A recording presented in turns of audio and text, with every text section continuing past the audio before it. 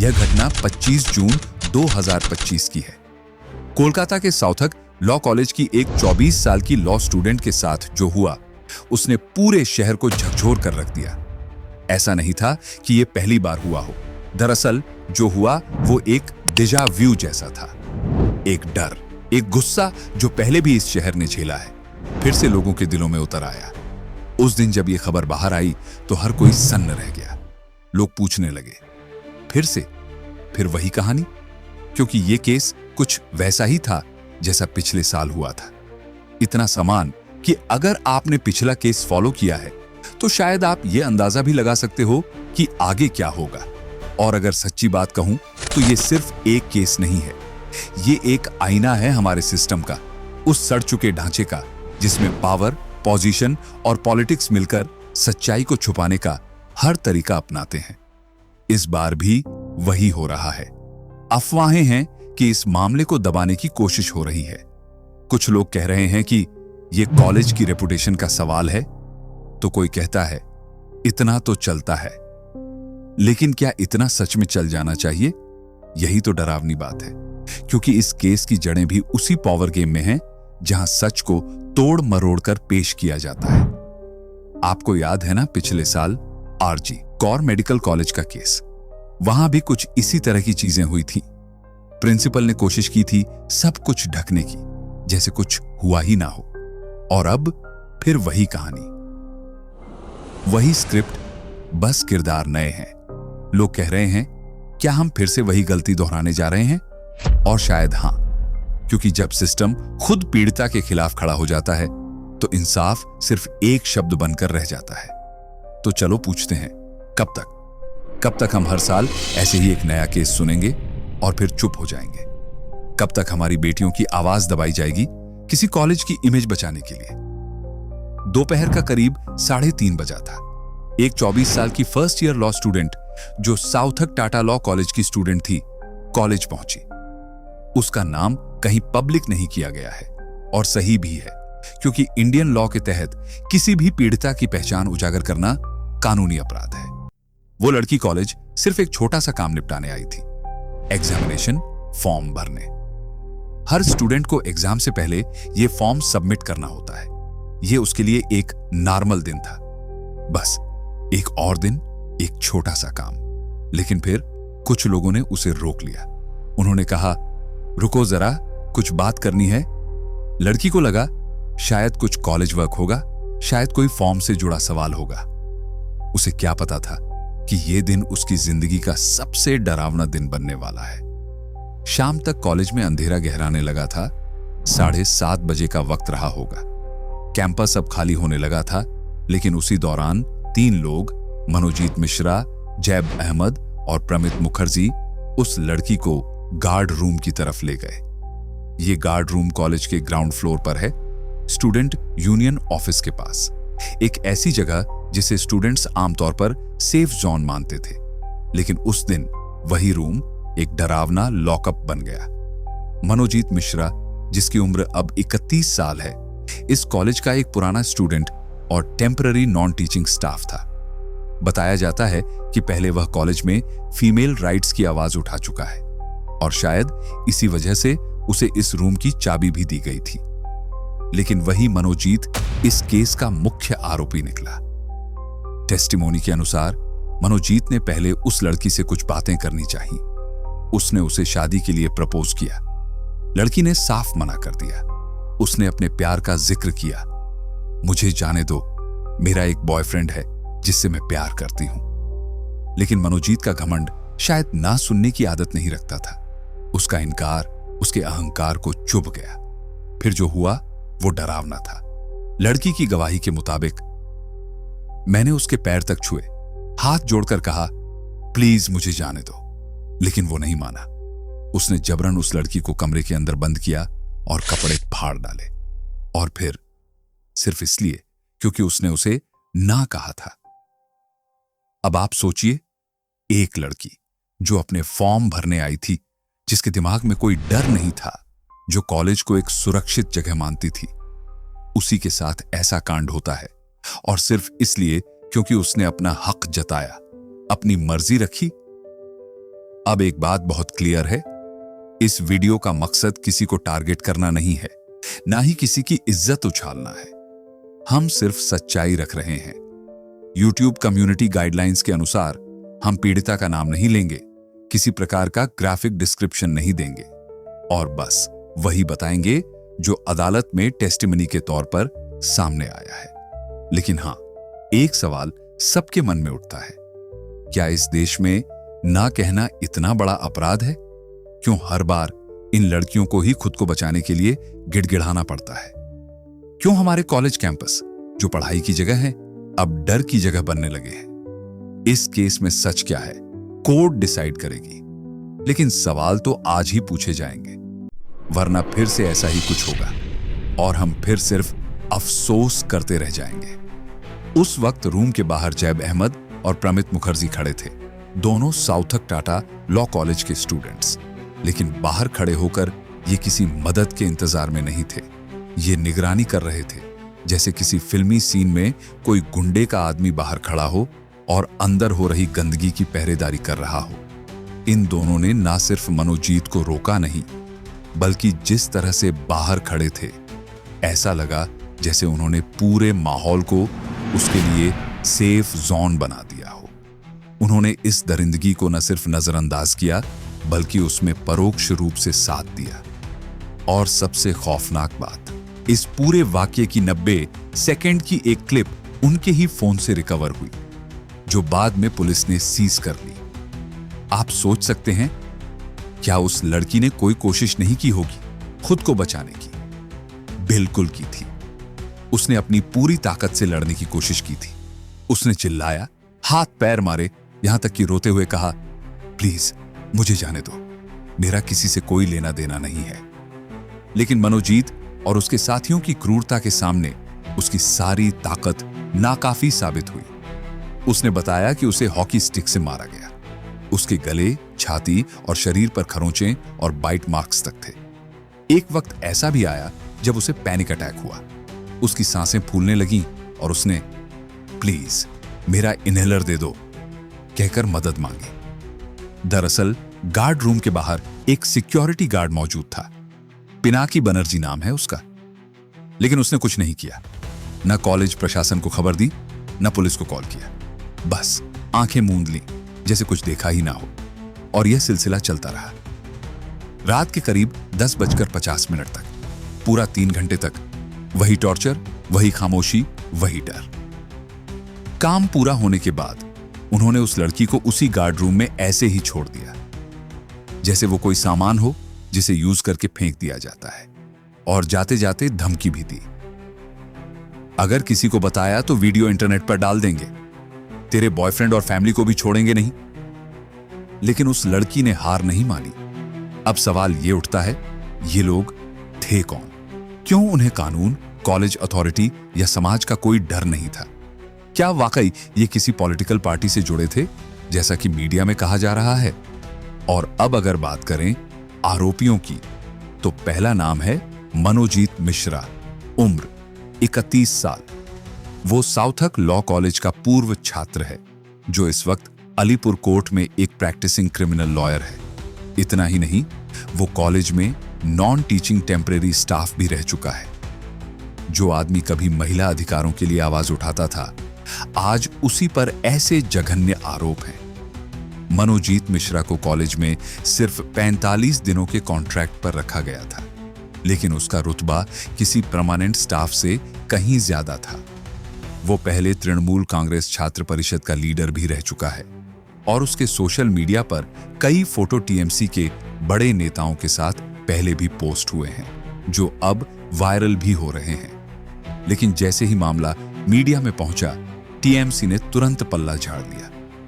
Party का बयान आया, मनोजीत का 2022 से हमारे संगठन में कोई पद नहीं है और अब वो पार्टी का हिस्सा भी नहीं है। मगर पुलिस के मुताबिक ये कोई नई हरकत नहीं थी मनोजीत के लिए। उसके अंदर महिलाओं के प्रति हिंसा और उत्पीड़न की प्रवृत्ति पहले से ही देखी गई थी। वो पहले भी फीमेल स्टूडेंट्स को परेशान कर चुका है और अपने राजनीतिक प्रभाव का गलत इस्तेमाल करता रहा है। इस केस में दूसरा नाम है जैब अहमद, जो 19 साल का फर्स्ट ईयर स्टूडेंट है। वो पहले से ही मोनोजीत के साथ पार्टी इवेंट्स में देखा जाता था। पुलिस कहती है कि जैब को इस अपराध में घसीटा गया, यानी वो आसानी से मोनोजीत के प्रभाव में आ गया। तीसरा आरोपी है प्रमित मुखर्जी, उम्र 20 साल, जो सेकेंड ईयर में पढ़ता है। यही वो लड़का है जो गार्ड रूम के बाहर खड़ा था और मनोजीत की वो 90 सेकंड वाली क्लिप रिकॉर्ड करने में उसकी मदद कर रहा था। इन दोनों पर भी ये आरोप है कि उन्होंने पहले भी कॉलेज में इसी तरह की हरकतें की हैं। कई स्टूडेंट्स ने बताया कि ये तीनों लड़के कॉलेज में एक तरह की दादागिरी करते थे। कोई इनसे पंगा लेने की हिम्मत नहीं करता था, और खासकर मनोजीत मिश्रा, जो ग्रेजुएट हो चुका था। लेकिन फिर भी कॉलेज के हर फैसले, हर अफेयर में गहरी घुसपैठ बनाए हुए था। लोग उससे पूछे बिना कोई कदम नहीं उठाते थे। कुछ लोग उसकी तारीफ भी करते थे, पर सच्चाई ये थी कि वो कॉलेज को एक अनऑफिशियल डॉन की तरह चला रहा था। स्टूडेंट्स के बीच उसका नाम एक खौफ बन चुका था। एक लड़की ने बताया, वो लड़कियों की चुपचाप तस्वीरें खींचता था, धीरे धीरे उन्हें टच करने लगता था। कई बार सीनियर्स को उसकी गोद में बैठने के लिए कहता था, और हम कुछ नहीं कह सकते थे क्योंकि वो पावरफुल था और हम सब जानते थे कि उससे पंगा लेना क्या मतलब रखता है। कई बार तो वो खुद लड़कियों की गोद में बैठता था। ये सब खुलेआम होता था, लेकिन कोई कुछ बोल नहीं पाता था। तब स्टूडेंट्स उनको बहुत फियर करते थे। एक इंटिमिडेशन का एटमॉस्फेयर क्रिएट हो गया था कैंपस में, because he used to click photos of the female students, morph them and circulate them on WhatsApp groups. एक और स्टूडेंट ने बताया, जब हम लौट रहे थे, वो सीनियर लड़कियों से कह रहा था, आजा मेरी गोद में बैठ जा, डर मत, कोई कुछ नहीं कहेगा। और सब हंस रहे थे, लेकिन वो हंसी डर से भरी होती थी। मनोजीत की ये हरकतें यहीं तक नहीं रुकी थी। While we were coming back, he was sitting on the girls' laps, all of my seniors' laps, and he was telling them to sit on his laps because somehow he felt that he could do that, and nobody could say anything. कुछ students ने कहा कि उसने पहले लोगों के sir तक फोड़ दिए हैं, और इस तरह की हिंसक घटनाएं पहले भी होती रही हैं। And other incidents where he has been breaking people's heads, and all of these things have happened. Kolkata में इसके खिलाफ पहले से कई FIRs दर्ज हैं, यानी ये कोई अचानक उठा अपराध नहीं है। ये उस लंबे समय से बढ़ती छूट, पॉलिटिकल कनेक्शन और सिस्टम की चुप्पी का नतीजा है। लेकिन किसी ने कुछ नहीं किया क्योंकि वो पॉलिटिकली सिक्योर था। So throughout Kolkata, there have been several FIRs filed against him, but nobody took any action because of his political influence. He was so politically safeguarded by the Trinamool Congress that nobody dared to touch him. Manojit Mishra, जिस पर इतने गंभीर आरोप हैं, उसे तृणमूल कांग्रेस का ऐसा support मिला हुआ था कि लोग उसके खिलाफ बोलने से पहले 10 बार सोचते थे। छोड़ना भाई, वो पार्टी वाला है, कुछ भी कहोगे तो उल्टा फंस जाओगे, ऐसा कहते थे कॉलेज के बच्चे। चौथा आरोपी पिनाकी बनर्जी, उम्र 55 साल, कॉलेज का सिक्योरिटी गार्ड, जिसका काम था कॉलेज कैंपस को सुरक्षित रखना। वही गार्ड जो गार्ड रूम के ठीक बाहर खड़ा था जब ये पूरी दरिंदगी हो रही थी, लेकिन उसने कुछ नहीं किया, न किसी को बुलाया, न लड़की की मदद की। जब CCTV फुटेज खंगाले गए तो साफ दिखा, वो वहीं खड़ा था, सब देख रहा था, लेकिन जैसे कुछ हुआ ही नहीं, और इसी वजह से उसे भी गिरफ्तार किया गया, लापरवाही के आरोप में। पुलिस का कहना है कि पिनाकी ने या तो जानबूझकर सब अनदेखा किया या फिर इतनी गैर जिम्मेदारी दिखाई कि एक जान पर बनाई। 26 जून 2025 को लड़की ने आखिरकार हिम्मत जुटाकर कस्बा पुलिस स्टेशन में केस दर्ज कराया, और इसके बाद कोलकाता पुलिस ने वक्त गंवाए बिना एक्शन लिया। मनोजीत मिश्रा और जैब अहमद को उसी दिन शाम 7:30 बजे तालबागान क्रॉसिंग के पास से गिरफ्तार किया गया। प्रमित मुखर्जी को अगले दिन सुबह उसके घर से पकड़ लिया गया। तीनों के मोबाइल फोन्स जब्त कर लिए गए, और उन फोनों से ही मिली वो 90 सेकंड की वीडियो क्लिप, जिसने इस पूरे केस की सच्चाई को सामने ला दिया। यानी अब न सिर्फ पीड़िता की बात थी, बल्कि उसका सबूत भी था, वीडियो सबूत। और फिर 28 जून को गार्ड पिनाकी बनर्जी को भी अरेस्ट किया गया। कोलकाता पुलिस ने इस केस को बेहद गंभीर मानते हुए 5 सदस्यीय स्पेशल इन्वेस्टिगेशन टीम बनाई है।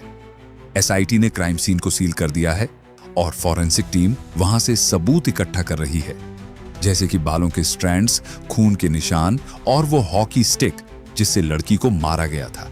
सीसीटीवी फुटेज जो दोपहर 3:30 बजे से रात 10:50 तक रिकॉर्ड हुआ था, उसने लड़की की हर बात की पुष्टि की।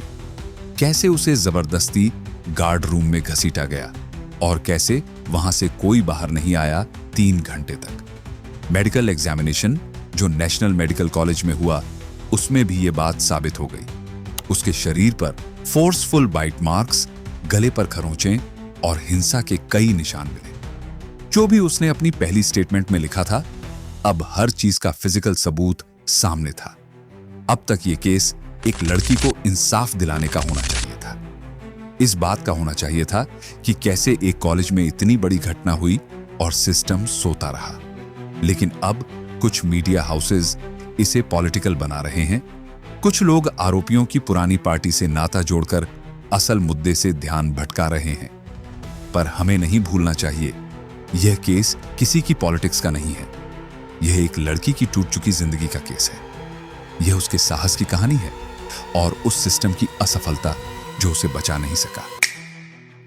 और अगर आज हम भी खामोश रहे तो शायद अगली बार कोई और लड़की अकेली रह जाएगी, बिना आवाज, बिना मदद और शायद बिना इंसाफ के।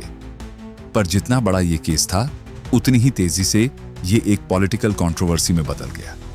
भारतीय जनता पार्टी ने सीधे तौर पर टीएमसी पर इल्जाम लगाया कि वो मनोजीत मिश्रा को बचाने की कोशिश कर रही है। बीजेपी लीडर्स ने पुराने फोटो सामने रखे जिनमें मनोजीत कुछ बड़े टीएमसी नेताओं के साथ दिख रहा था। उन्होंने कहा, पश्चिम बंगाल, खासकर कोलकाता, अब महिलाओं के लिए सुरक्षित नहीं रहा। यह मामला हमें R.G. कर मेडिकल कॉलेज के उस भयानक केस की याद दिलाता है। लेकिन इसके जवाब में टीएमसी ने बयान जारी किया, हम इस समय सर्वाइवर के साथ खड़े हैं। हमारा मनोजीत मिश्रा से कोई लेना देना नहीं है। कृपया इस केस को राजनीतिक रंग न दें। यह वक्त है सख्त कार्रवाई की, न कि राजनीति की। इस केस ने कोलकाता की सड़कों पर गुस्सा उबाल दिया। स्टूडेंट्स, जूनियर लॉयर्स और कुछ पॉलिटिकल ग्रुप्स सड़कों पर उतर आए और न्याय की मांग करने लगे। नेशनल कमीशन फॉर वीमेन ने भी कोलकाता पुलिस से टाइम बाउंड इन्वेस्टिगेशन की मांग की है। कॉलेज की क्लासेस सस्पेंड कर दी गई हैं। कैंपस को एक क्राइम सीन के रूप में सील कर दिया गया है। और सबसे हिला देने वाली बात, लड़की को दोबारा उसी रूम में ले जाकर उस रात की पूरी क्राइम सीन रिक्रिएट करवाई गई। सोचिए कितनी हिम्मत चाहिए होगी उसके लिए, उस जगह दोबारा खड़ा होने के लिए। तीनों आरोपी मनोजीत, जैब और प्रमित और गार्ड पिनाकी बनर्जी पर भी अब आधिकारिक चार्जेस लग चुके हैं। जैसा कि मैंने वीडियो की शुरुआत में कहा था, यह केस सिर्फ एक घटना नहीं है। R.G. कर केस और साउथक लॉ कॉलेज का यह हादसा, दोनों हमें एक ही सवाल बार बार पूछने पर मजबूर करते हैं। हमारे एजुकेशनल इंस्टीट्यूशंस में स्टूडेंट्स की सेफ्टी के लिए आखिर किया क्या जा रहा है? दोनों मामलों ने साफ दिखा दिया है कि पश्चिम बंगाल में सिक्योरिटी को लेकर एक गहरी समस्या है। एसआईटी की इन्वेस्टिगेशन अभी भी जारी है। अब यह देखना बाकी है कि क्या यह पूरा प्लान पहले से बनाया गया था? क्या और भी लोग इसमें शामिल थे? लेकिन इस पूरे केस में जो बात सबसे ज्यादा खलती है, वो है पब्लिक का रवैया। मैंने बहुत जगह यह देखा, लोग आज भी लड़की को ही दोष दे रहे हैं। यहां तक कि जब पुलिस ने साफ कह दिया कि यह केस पूरी तरह सही है, तब भी कुछ लोग लड़की की मंशा पर सवाल उठा रहे हैं। वो वहां गई ही क्यों थी? शायद उसने ही कुछ किया होगा। ऐसी बातें वो लोग कह रहे हैं जिनके दिलों से इंसानियत खत्म हो चुकी है। इसलिए एक बार फिर मैं वही बात दोहराना चाहता हूं, जब तक हम अपने सोचने का तरीका नहीं बदलेंगे, लड़कियां न सड़कों पर, न कॉलेज में, न हॉस्पिटल में, न ऑफिस में और न ही अपने घरों में सुरक्षित महसूस करेंगी। अगर आप यहां तक रुके हैं तो शुक्रिया, क्योंकि यह सिर्फ एक केस नहीं था, यह हमारी जिम्मेदारी का आईना था। अगर आपको लगता है कि यह कहानी सुने जाने लायक थी तो इसे शेयर करें, ताकि और लोग सोचने पर मजबूर हों। हम फिर मिलेंगे किसी और ऐसी ही अनसुनी, अनकही सच्चाई के साथ। तब तक स्टे अवेयर, स्टे सेफ और कभी भी अन्याय को नजरअंदाज मत करो। ये है रिवीलिंग आइज। हम सिर्फ कहानी नहीं दिखाते, हम सिस्टम की आंखें खोलते हैं। मिलते हैं अगली वीडियो में। जय हिंद।